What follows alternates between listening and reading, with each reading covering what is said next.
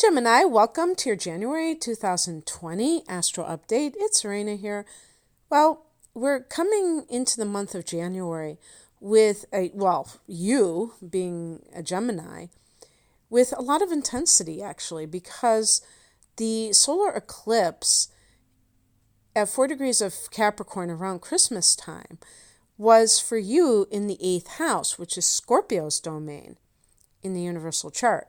So very scorpionic, which means hidden stuff, buried psychological issues, but even more than that, what we call the shadow in the New Agey circles, which is basically, I would limit it to more of the challenging emotions, revenge, anger or rage even, jealousy, these things that, the average Gemini person wants no part of. Now, you might say, but nobody wants that. Oh no, I beg to differ. I think that there are some signs that can, really just inhale the drama big time. And all we need to do is look to Scorpio themselves. And the interesting thing is that somebody, like I would say like a Scorpio person, they may get everybody else around them to exhibit the emotions that they themselves will not reveal. It's like they bring it out in other people. But this is you with the sun here, with the eclipse here, inhabiting this house, and it becoming a part of you for the time that it's here. And, one thing that I do have to say about this is because you've had Pluto, the ruler of this house, in, this house for 12 years, you may have found that this has become a theme in your life for the last dozen years or so. And of course, it's going to vary from Gemini to Gemini. Some of you are very early degrees, so it would radically change your timing of all of this. And some are very late degrees. So, but in general, to keep it simple for me, and even for you in some cases, Pluto, not everybody gets Pluto transiting their 8th house. Pluto is a generational planet. And it ain't going anywhere until 2023. So you still have a few more years of this. And it's, but it's radically transforming you because the 8th house is about transformation. That's why it's the death house. And therefore, Pluto here and Saturn has been here the last couple of years. But, in the south node, oof, just oof. But I'm joking because I think it's all good. But, that just adds to the fun. But we have Jupiter here now. So Jupiter will lighten things up a little bit at least. My goodness.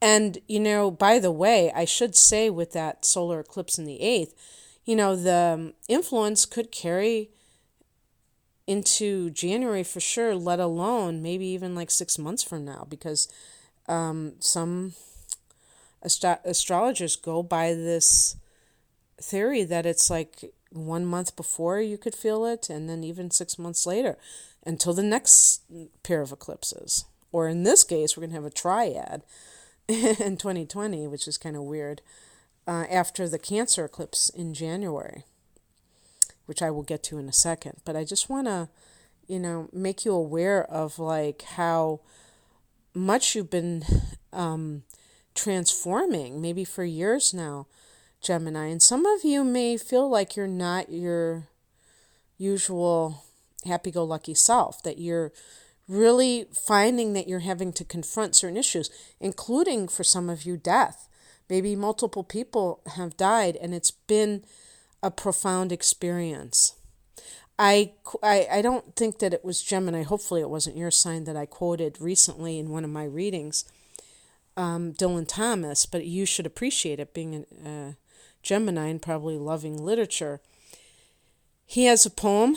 Of course, he was a Welsh poet, and he has a poem called Refusal to Mourn a child dead in a fire in Wales, something like that. And by the way, Dylan Thomas was a Scorpio, so here's that theme of the 8th house and Scorpio, Pluto, Mars, the whole 9 yards. And the last line of that poem is, he says, after, or maybe, I wonder if it's the last 2 lines, but he says, after the first death, there is no other. And that can almost send chills up my spine to this day. I probably read it first 35 years ago or so. The point being that when somebody dies that you really love, it almost like immunizes, is that the way of putting it? Makes you immune to future death, because it's like it really is that game changer. So, for you being such a happy-go-lucky sign, if you did in the last dozen years, Gemini, had to face something that extreme and life-changing as a significant death in your life, you may have the same feeling that it altered you. Now, maybe at first it didn't seem like for the better, but I guarantee you that after Pluto leaves this 8th house, you will definitely be looking at the world with new eyes, but also maybe appreciate some of the things that occurred that now or in the past have seemed, in some cases, very hard to bear. The 8th house is also money.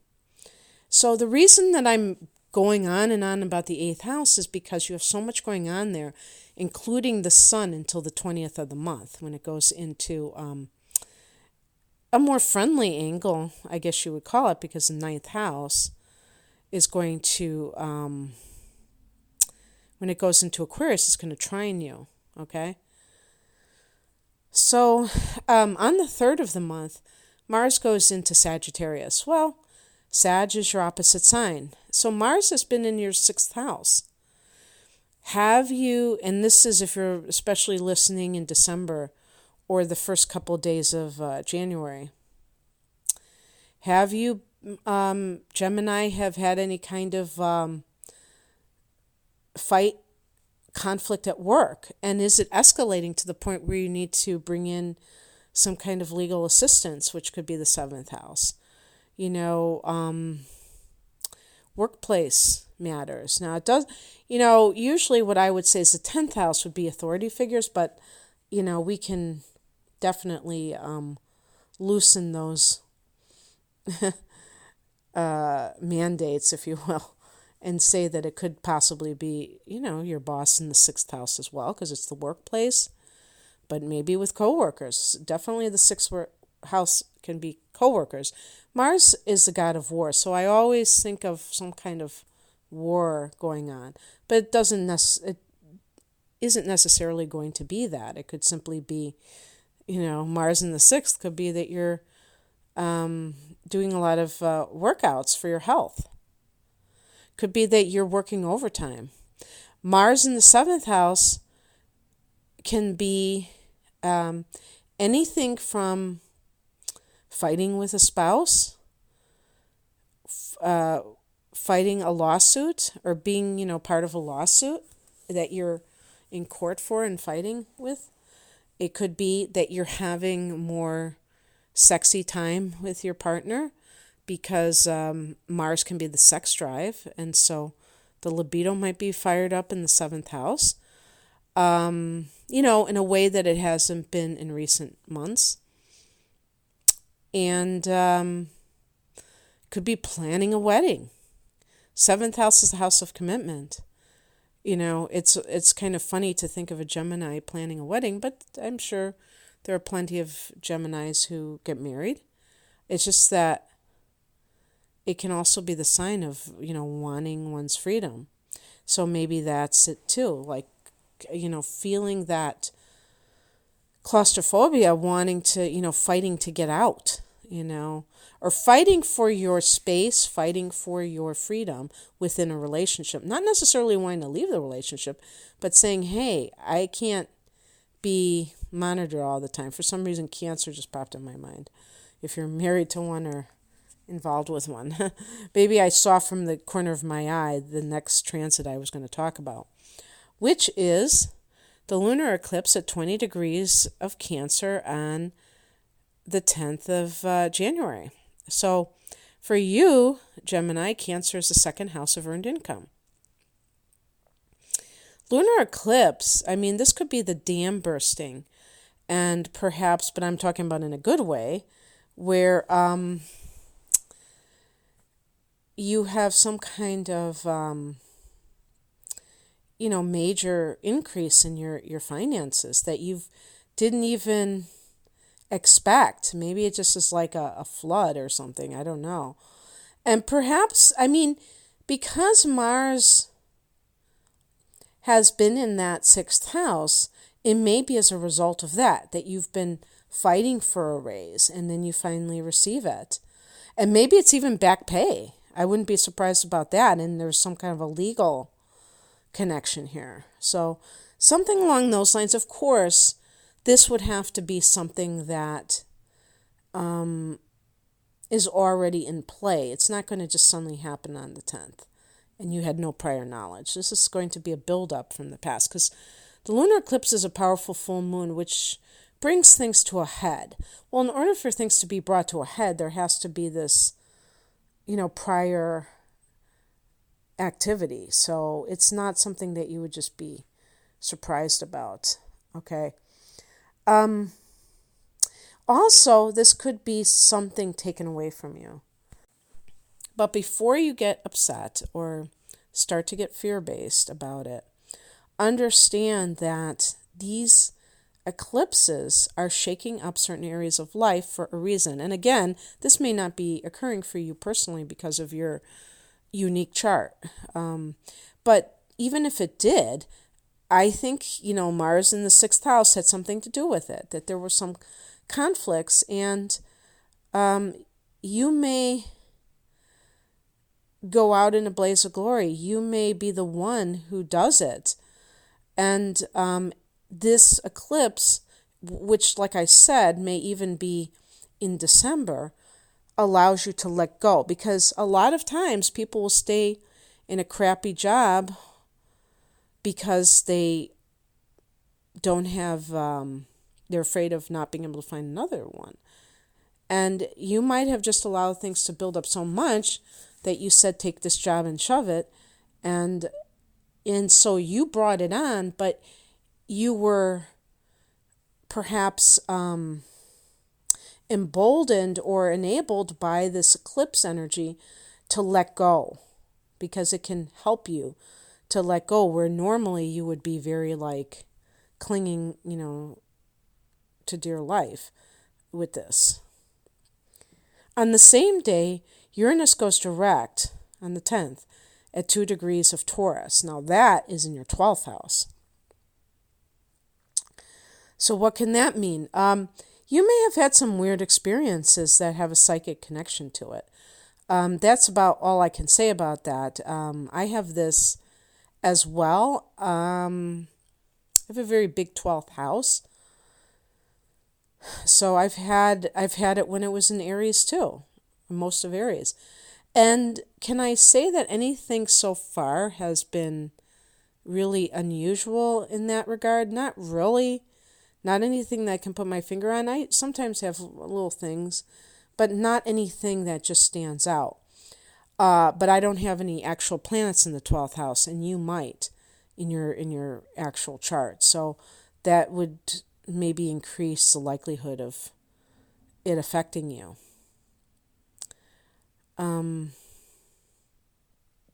This can be good for intuitive matters. Well, maybe that's how it's affected me, because I'm sure I've started this business under Uranus in the 12th house, and so heightened psychic abilities. But when Uranus was retrograde, it might have been a little bit more haywire. Of course, Uranus as a planet may be seen kind of as haywire because of its unpredictable tendencies. I've heard the raising of the Kundalini linked to this, so whatever. Just want to tell you about that on the same day as the lunar eclipse in your third house, or I'm sorry, in your second house. Venus goes into Pisces on the 13th of the month. So Venus is in Aquarius in a friendly angle for the first 13 days, almost 2 weeks. While Mercury is in the ninth house, you may be, or is it? Let me make sure I'm right about that. Well, let me just say, why am I saying Mercury? I skipped it. When Venus is in your ninth house, if you have been traveling, Aquarius, I'm so sorry, Gemini. I'm doing this first thing in the morning, so please forgive me.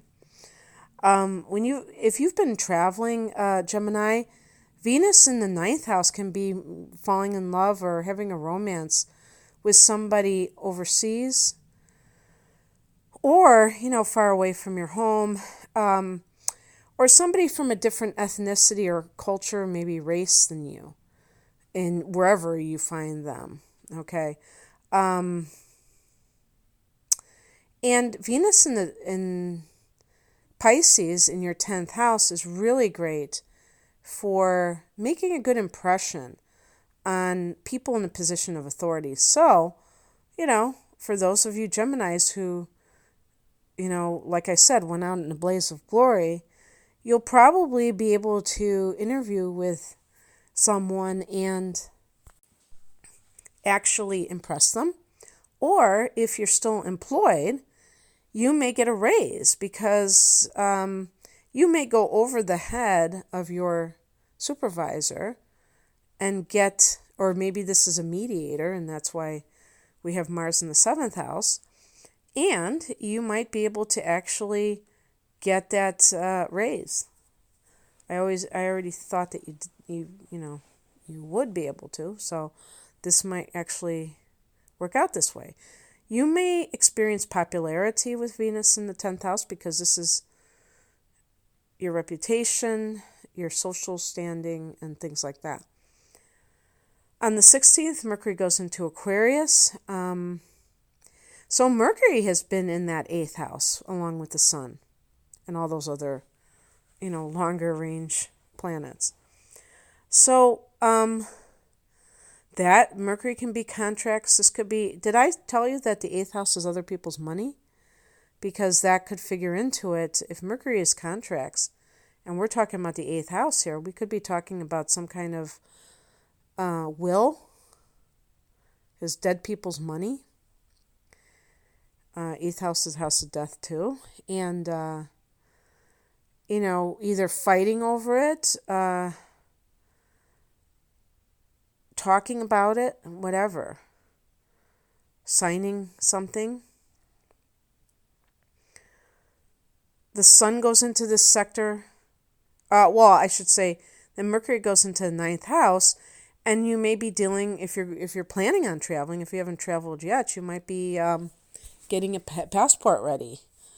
If this is some kind of a death in your family that has already occurred, maybe you're going to travel home, and that's why you're getting a passport, because you're dealing with this will, and you want to get in touch with your family and stuff like that.